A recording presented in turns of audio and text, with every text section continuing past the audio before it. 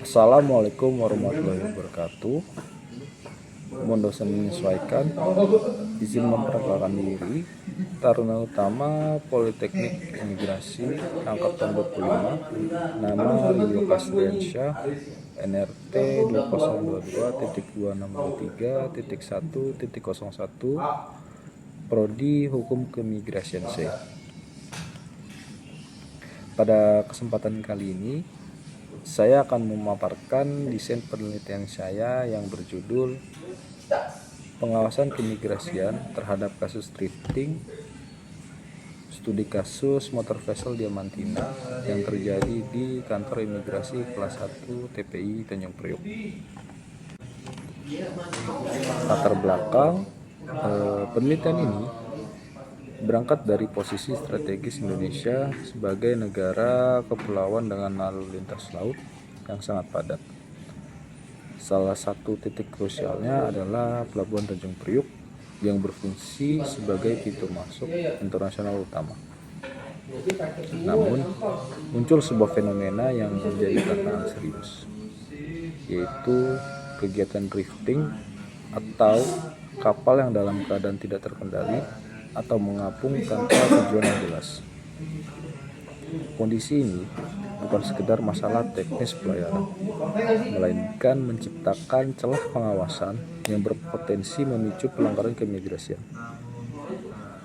Sejauh ini, kajian spesifik mengenai dampak dari kegiatan drifting tersebut kepada pengawasan keimigrasian belum ada.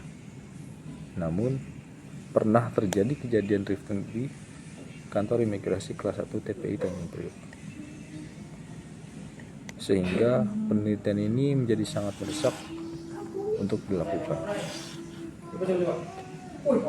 Jadi, pada tanggal 1 September 2021, pihak dari TPI Tanjung Priok mendapatkan laporan bahwa kapal motor vessel Diamantina melakukan labu jangkar atau anchorage, lalu diamankan oleh pihak dari Bakamla, yang mana diketahui kapal tersebut melakukan clearance in pada tanggal 7 Agustus 2021 di TPI Tanjung Priok dan melakukan clearance out pada tanggal 8 Agustus 2021.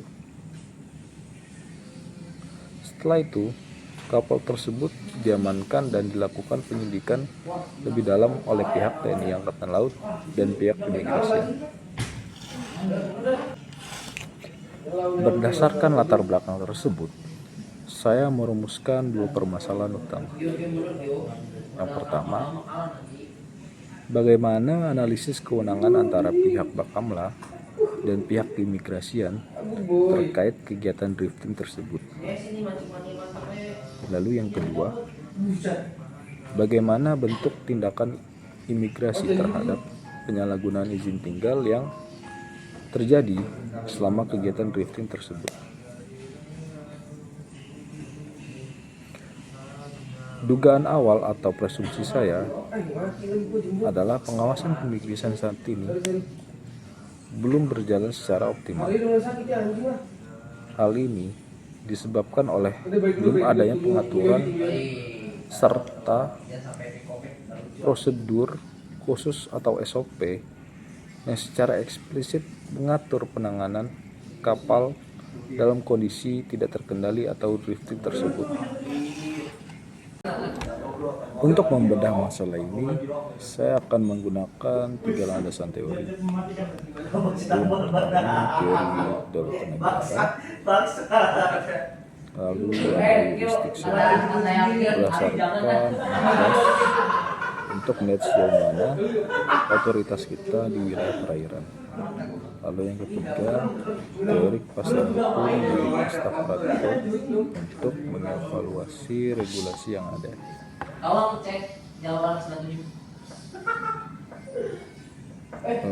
Sejauh ini, penelitian yang spesifik seperti pembahasan saya belum ada yang meneliti, tetapi ada penelitian yang mirip dengan pembahasan saya tentang pengawasan keimigrasian di wilayah laut yang akan menjadi referensi saya dengan judul Maritime Border Management, Immigration Clearance, and Surveillance Strategy in Indonesia's Waters yang ditulis oleh Bapak Ridwan Arifin. Penelitian ini menggunakan jenis penelitian deskriptif developmental dengan data primer yang saya ambil melalui observasi di lapangan dan melakukan wawancara langsung dengan para petugas. Lalu untuk data sekunder akan didukung melalui laporan-laporan kejadian yang relevan. Target akhir atau novelty dari penelitian ini adalah sebuah inovasi. Saya berharap penelitian ini dapat menghasilkan pengembangan ide atau sistem baru yang memberikan perbaikan nyata dan nilai tambah bagi prosedur pengawasan keimigrasian di wilayah laut Indonesia. Saya ingin menekankan kembali bahwa kasus motor vessel Diamantina ini hanyalah puncak gunung es dari tantangan pengawasan di wilayah laut kita. Jika kondisi kegiatan drifting atau kapal tanpa kendali ini terus dibiarkan tanpa SOP yang jelas, kita sebenarnya sedang membiarkan adanya pintu belakang yang terbuka lebar bagi pelanggaran izin tinggal maupun ancaman kedaulatan lainnya. Presumpsi saya bukan tanpa dasar. Belum ada pengaturan khusus mengenai kapal drifting menciptakan keraguan di lapangan kapan imigrasi harus masuk dan di mana batas kewenangan antara kita imigrasi dengan Bakamla agar tidak terjadinya tumpang tindih.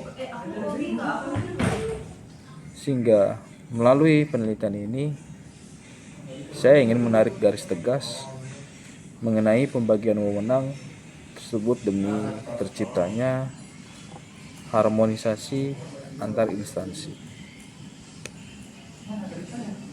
Meskipun penelitian terdahulu oleh Bapak Ridwan Arifin telah membahas manajemen perbatasan laut secara umum, namun fokus saya pada aspek drifting ini adalah bentuk upaya penerapan ide baru atau inovasi dalam pengawasan keimigrasian.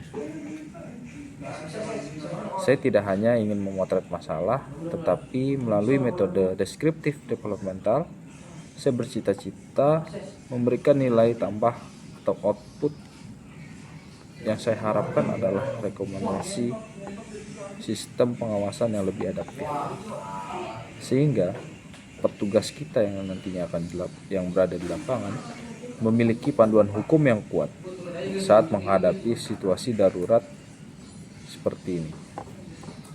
Ini adalah langkah nyata menuju kepastian hukum sesuai dengan teori Gustav Radford yang saya gunakan sebagai landasan saya.